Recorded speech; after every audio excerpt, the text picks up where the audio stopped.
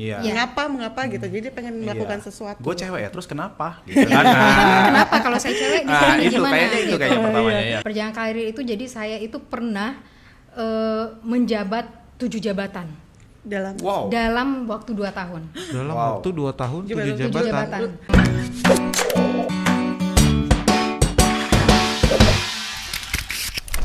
Selamat sore Tribuners. Welcome to Tribun Podcast. Wih, seger-seger ya.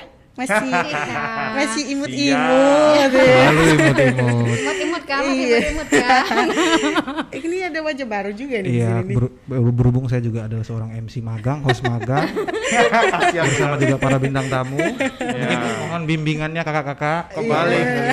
Kita juga baru pertama kali. Baru pertama kali ya. Boleh kita warga baru kita rayakan ya. ini bersama. Berarti Mbak Nita. Ini kayaknya hostnya kalah nih.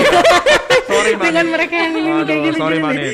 Siap. Oke, di sini ada Renhat. Karena menggantikan Mas Danang. Mas Danang kebetulan lagi ada panggilan dari RI 1 mungkin ya. Memang urusannya kalau pimpinan langsung ke Jokowi ya.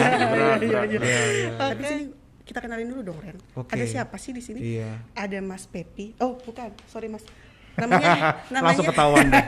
Namanya Mas Hendra Kristianto. Hai, halo Tribuners. AKA Pepi. Nah, kita sering panggil dia Mas Pepi. Bukan Pepi yang di bukan empat mata ya. Kalau Mas Pepi ini dia selaku asisten to GM Citra Plaza Nagoya. Ya, halo. Nanti dia akan mewakili di bidang berkarir atau bekerja nih. Betul. Ya kan? Nah, di situ ini ada siapa nih Mbak yang cantik-cantik nih, Mbak?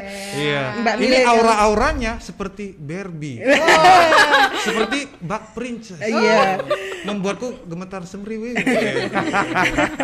Ada Mbak Ica. Mbak Ica. Atau nama lengkapnya Mbak Lisa Yulia.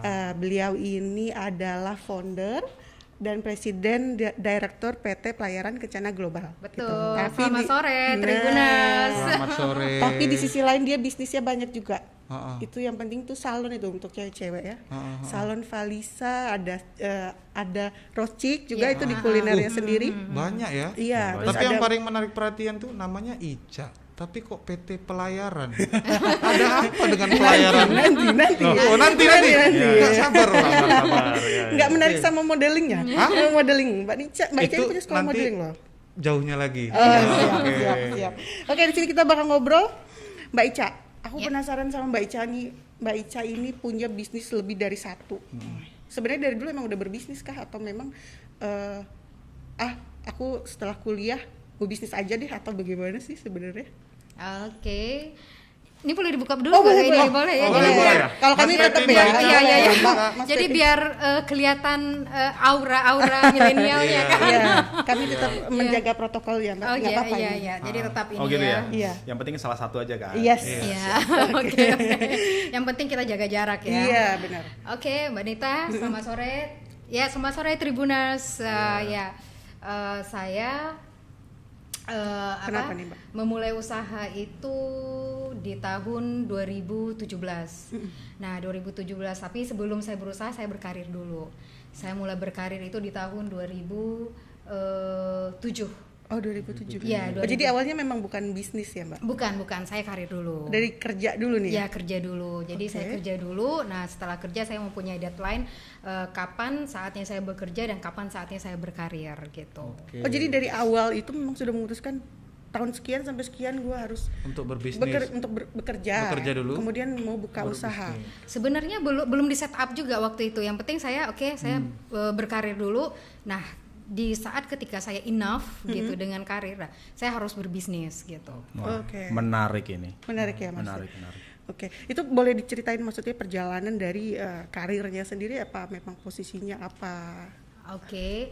Jadi saya itu masuk ke Batam, ya tadi saya koreksi tadi bukan 2007 2008. Jadi saya tamat kuliah itu Desember 2007. Saya dari Padang. Nah, saya ke Batam itu tahun 2008, awal 2008. Nah, ketika saya sampai di Batam saya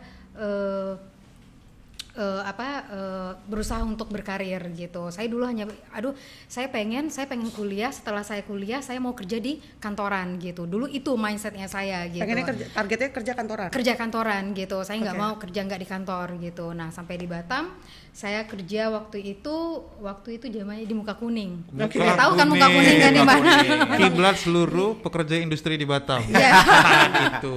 Ya, jadi saya itu mulai dari bekerja di Muka Kuning di tahun 2008. Saya di sana sebagai purchasing staff gitu. Nah, di situ jadi saya berkarir itu selama lebih dari 8 bulan gitu. Nah, setelah 8 bulan saya berusaha untuk mencari something new.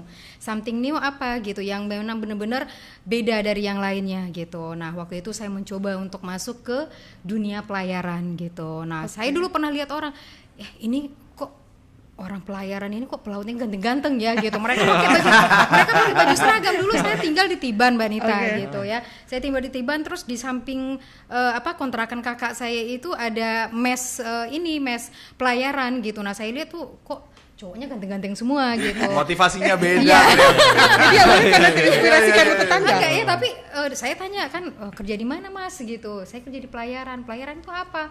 Nah, di waktu itu saya mulai searching. Nah, di situ baru saya searching, oh ini pelayaran, oh handle kapal-kapal besar. Oh ini. Nah, di sana tuh saya langsung tertarik gitu. Perusahaan apa aja di pelayaran, saya searching. Oke, perusahaan. Nah, waktu itu memang ini perusahaan Batam Samudra. Itu perusahaan pelayaran terbesar di Batam gitu. Nah, waktu itu pas saya besoknya saya langsung terima koran ada penerimaan sekretaris gitu di sana. Nah, akhirnya saya masuk saya masukkan lamaran saya ke Batam Samudra gitu. Nah, itu berawal dari posisi pertama itu sekretaris, Mbak? Ya, enggak sekretaris. Saya melamar sebagai sekretaris. Terus saya nggak diterima sebagai sekretaris. Jadi saya nggak tahu apa muka saya ini kayak orang Padang itu kan memang gitu. Jadi waktu itu karena background saya di bahasa Inggris, jadi waktu itu ya perusahaan itu dia bilang saya belum punya pengalaman sebagai sekretaris gitu. Nah, gimana mereka tawarkan sebagai collecting gitu, penagihan gitu. Saya pikirkan penagihan itu kan cowok-cowok yang badan besar gitu yang tagih hutang, saya pikir ya penagihannya seperti apa gitu. Nah, waktu itu dijelasin, akhirnya ya kita tawar-menawar. Nah, waktu itu Mbak Nita, saya itu dulu di tahun 2009 saya ditawarin waktu itu sebagai kolektif officer itu digaji 1.200.000. Itu tahun berapa, Mbak? 2009. UMK tahun 2009 itu berapa ya, Mbak? Itu udah 2 jutaan gitu. Oh, jadi jadi juga ya. Jadi below juga gitu. Nah, tapi ya karena itu bagi saya tantangan ya gitu, apalagi nih pekerjaan bukan pekerjaan yang dunia pelayaran gitu yang perempuan tuh jarang di sana gitu. Nah, makanya ya udahlah nggak apa-apa, saya nggak diterima sekretaris, saya masuk aja dulu. Yang penting ini tantangan, saya nggak ada pengalaman di sini, tantangan bagi saya ambil itu tantangan gitu. Iya, itu kalau dilihat memang generasi milenial tuh dia ada tujuan. Betul. Yeah. Dia selalu ingin produktif. Ya. Gitu. Jadi dia ada satu yang memang harus dia capai. Yang boleh paling nambahin penting, nggak? ya. Penasaran kayaknya. Penasaran. Iya, Itu penasaran itu tadi loh. karena sesuai kayaknya dengan ada dunia generasi Y itu ya. Betul. Iya. Semua pengen why, Iya. mengapa gitu. Jadi dia pengen melakukan sesuatu. Gue cewek ya, terus kenapa? Gitu kan. Kenapa kalau saya cewek di sini itu gimana? kayaknya itu kayaknya pertamanya ya kan. Iya. Gitu. Nah, tapi itu juga Mbak Nita, mungkin saya sekilas membicarakan tentang perjalanan karir saya ya gitu. Jadi perjalanan karir itu, jadi saya itu pernah menjabat 7 jabatan dalam waktu 2 tahun. Dalam waktu 2 tahun 7 jabatan. Rena kita udah jadi amuba istilahnya. Iya. Membela diri kan. Saya satu aja udah ampun-ampun. Lagi 7 ya nih coba. Iya, 7 jabatan itu dalam waktu 2 tahun. Bagaimana maksudnya ya, ketika ya namanya juga saya itu suka tantangan gitu. Apa tantangan ya? Ketika saya dikasih pekerjaan ini gitu, saya kerjakan dengan ini. Nah, setelah itu ketika saya dikasih beban lagi, saya berusaha lebih baik lagi. Ketika saya dikasih lagi lebih baik lagi, jadi tingkat saya selalu kayak gini. Jadi semakin saya dipercaya, semakin saya berapi-api untuk menyelesaikan itu gitu. Nah, jadi ya Mbak Nita tahu nggak gimana dalam waktu 2 tahun saya 7 jabatan gitu. Nah, itu which is nggak mudah untuk menjalani itu semua gitu. Mbak Ica, kayak gitu, maaf ya, maksudnya bahasanya yang paling nggak bisa ya aku ya.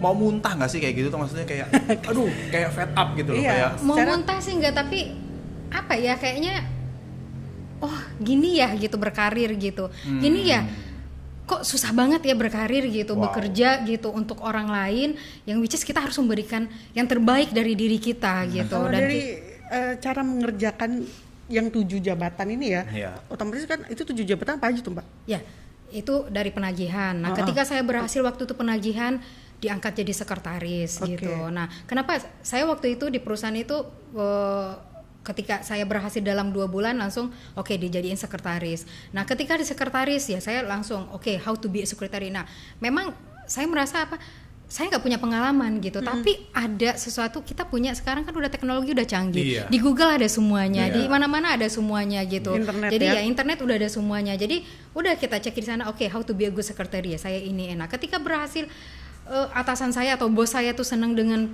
apa yang saya kerjakan, setelah itu saya dikasih jabatan lagi sebagai karena kan namanya penagihan berarti keuangan, sekretaris berarti sama bos. Nah, akhirnya dijadiin keuangan. Nah, di keuangan bisa memanage ya, biasanya kayak biaya kan Mbak Nita. Jadi biasanya biaya kita kan biasanya melakukan penawaran, oke, saya beli ini berapa? 1.000. Ya udah dibeli 1.000 tanpa ditawar dulu gitu. Nah, ketika itu saya melakukan yang terbaik lagi untuk finance, saya bisa cut itu biaya sampai 40% waktu itu. Nah, ketika itu Efisiensi ya. ya efisiensinya waktu itu. Nah, setelah saya berhasil itu langsung saya juga dikasih jabatan baru lagi, dikasih jabatan sebagai purchasing. Karena apa?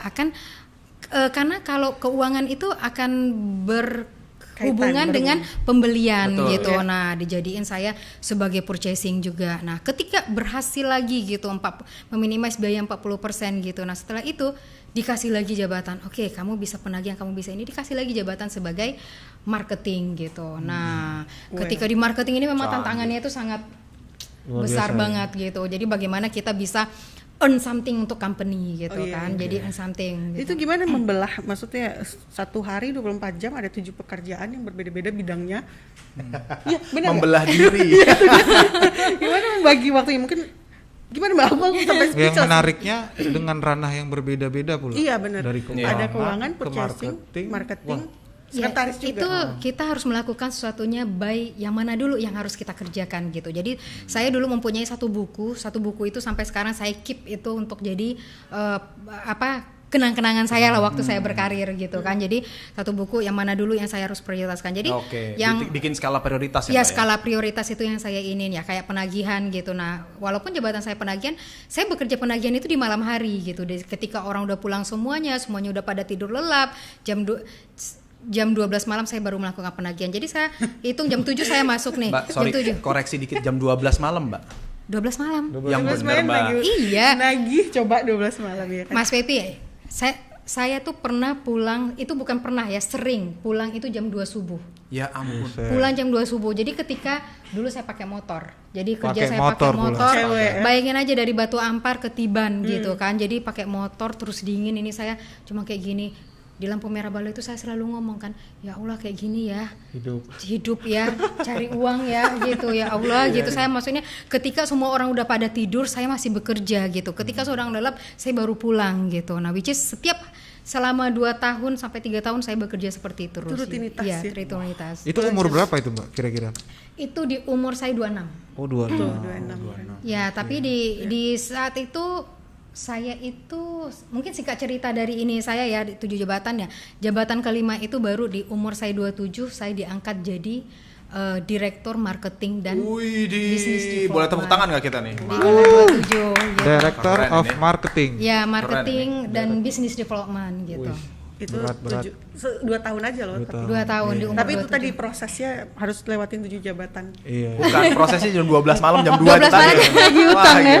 Gila. Itu gila. oke Ya tapi lah. dari apa yang kutangkep harusnya dengan secepat itu diberikan jabatan-jabatan strategis, berarti emang Mbak Ica ini adalah Performance-nya. sosok yang Iya. memberikan perform yang baik Betul, lah. Ya, betul. Dan dipercaya ya kan. harusnya dicintai perusahaan dan para bos-bosnya ya. Ya, itu dia Iya tuh. kan? Saya selalu memikir kayak gini, kenapa walaupun saya tidak punya pengalaman, kenapa orang lain bisa mengerjakan saya tidak? Itu selalu saya punya prinsip hidup gitu. Makanya jadi ketika saya diberikan ini, ya walaupun finance bukan ininya saya, walaupun marketing bukan ini, tapi why not? Saya pasti bisa mengerjakan itu gitu. Di apa maksudnya di pekerjaan yang ini, yang sebelum itu berapa tahun Mbak? Di pekerjaan yang mana? Ya kan Mbak sekarang udah berbisnis nih. Iya. Nah sebelumnya bekerja itu, maksudnya dari bekerja sampai berbisnis itu berapa tahun Mbak? Kurang lebih 11 tahun, 10 tahun lebih lah gitu. Oh jadi di posisi director marketing tadi itu apa naik lagi atau bagaimana? Ya, saya di waktu di marketing and business development director itu 3 bulan setelah itu saya diangkat lagi jadi Itu pas CEO. 3 bulan doang? 3 bulan Itu doang. apa? Jadi 3 bulan doang saya dapat project lagi. Ketika saya bisa memberikan yang lebih lagi untuk perusahaan, saya langsung ya dari owner perusahaan ya, karena kalau you bisa lakukan itu ya untuk apa lagi saya di sini gitu. You Tapi kerjakan sebentar semuanya. Mbak, maksudnya apakah ini ada faktor keberuntungan atau emang faktor kerja keras? Soalnya dalam waktu 3 bulan, berapa bulan, nggak bertahun-tahun bisa ada lompat-lompatan yang luar biasa itu. Atau misalnya nih, case-nya kan banyak nih, orang bisa naik jabatan karena ada perpindahan yang lain kah atau gimana? Atau Ya, bagaimana Mbak? Kalau saya lebih menilai saya dan dari atasan saya juga itu ya itu kinerja keras dan loyalitas Kinerja, untuk ya. ke perusahaan gitu. Ya, Kerja kalau- keras dan loyalitas gitu. Kalau bisa dilihat ya pulangnya jam 2. Iya. Itu Berarti- bukan cuma nongkrong kaki atau Ah. keberuntungan itu Iya. dikasih jabatan. Ya Iya. kalau keberuntungan itu mungkin mohon maaf gitu kan. Jadi misalnya anaknya siapa gitu Iya, kan. benar, Keponakannya bisa juga. siapa gitu. Nah, itu keberuntungan gitu. Berarti buat generasi milenial jangan pernah ngeluh-ngeluh tuh kalau ada anak orang kaya segala macam. Ini buktinya Mbak Ica nih, sukses Ya. karena kerja keras tanpa embel-embel apapun. Betul. Karena produktif itu Gitu. tadi dia. Benar, Jadi benar. kalau bisa dibilang Mbak Ica juga memanfaatkan ya internet tadi, dia Benar. belajar dari situ. Benar. Tadi juga ada menarik, maksudnya Makanya- Mbak Ica juga senang membaca berarti ya. Iya, saya tuh sesuai banget sama Tribun. Kenapa kemarin ini pasti lihat itu praktis dan perfeksionis, Perfeksionis, gitu. Jadi ya. praktis, perfeksionis. Kita nggak harus benar-benar kok bahwa saya harus ini dulu untuk melakukan sesuatu gitu. Iya benar. Jadi kalau mindset dari si milenial itu sendiri tuh dia pengennya praktis. Praktis. Iya, pasti lah. Praktis. Praktis Tapi dan Tapi praktis harus- itu salah nggak Kak sebenarnya? kalau praktis, nah itu nanti Makanya ditambah lagi praktis dan Perfeksionis perfeksionis tadi ya? gitu. Iya. Jadi Oke. jangan ini Jangan aja jangan gitu. praktis Jangan doang. dipisahkan Iya, ya. iya, Iya, gitu. iya, oke. Tadi berarti setelah 10 tahun posisi terakhir ya? Ya, posisi terakhir saya sebagai CEO. Woi, CEO. Jadi setelah COO, habis itu 6 bulan jadi CEO gitu. Oh, ada COO dan habis itu Chief CEO. Kalau Operation CEO kan berarti Officer. Chief Operating Officer, jadi Ah. hanya untuk Operation operation, saja, marketing. betul. Nah, kalau CEO itu kan udah manajemen ya, Iya, udah keuangan, keseluruhan. udah Iya, ini iya, keseluruhan iya. gitu. Oke. Nah, ketika saya dikasih, oke, 3 bulan, I kasih you jabatan CEO, bisa nggak melewati? Challenge, Nah, challenge, ketika ya. habis itu di challenge, saya sangat suka tantangan. Saya Oke. sangat suka tantangan. Jadi ketika orang mengasih saya tantangan, oh itu saya langsung raup itu tantangan Iya. gitu. Jadi Keren, posisi keren. terakhirnya Give applause. Coba Ica. tepuk tangan mulu ya. Iya.